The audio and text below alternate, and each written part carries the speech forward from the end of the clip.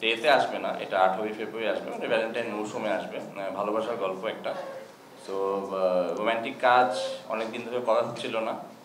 So যারা আমার কাজ পছন্দ করে বা আশপাশ থেকে সবাই বলছিল কি হ্যাঁ একটা কিছু রোম্যান্টিক করা উচিত। সো সেই ভাবনা থেকেই নীলসুখ করা। এবং এই কাজটা স্পেশাল আরও একটা কারণে, বিকজ এই কাজটা আমি উৎসর্গ করবো হুমায়ুন আহমেদ স্যারকে, যিনি আসলে আমার আদর্শ। আমি অনেকভাবে ওনার কাছে কৃতজ্ঞ।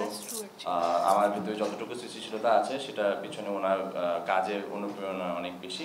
সো আমি অনেকদিন ধরে এটা আমার একটা স্বপ্ন ছিল, আমার কোনো একটা কাজ আমি ওনাকে উৎসর্গ করবো। সো নীলসুখ হচ্ছে সেই কাজ, যেটা অলরেডি আমি বলেছি সংবাদ মাধ্যমে। সো এই কাজটা ওনাকে উৎসর্গ করা হবে, এই জন্য এই কাজটা আমার জন্য খুবই স্পেশাল। আর মেহজাবিন আপুর সাথে তো আমরা কাজ করেছি এর আগেও, অনেক আমাদের একসাথে করা কাজগুলো আপনারা অনেক পছন্দ করেছেন। আই হোপ নীলসুখ আপনারা পছন্দ করবেন। Thank you. হ্যাঁ, এই যে এখানে আপু বসে।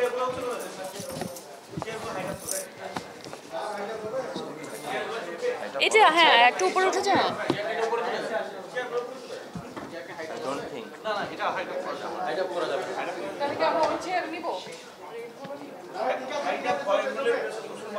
তাহলে লালগুলো, আচ্ছা তাহলে লালগুলো একটু সেট করে দিই। ঠিক আছে। শিওর।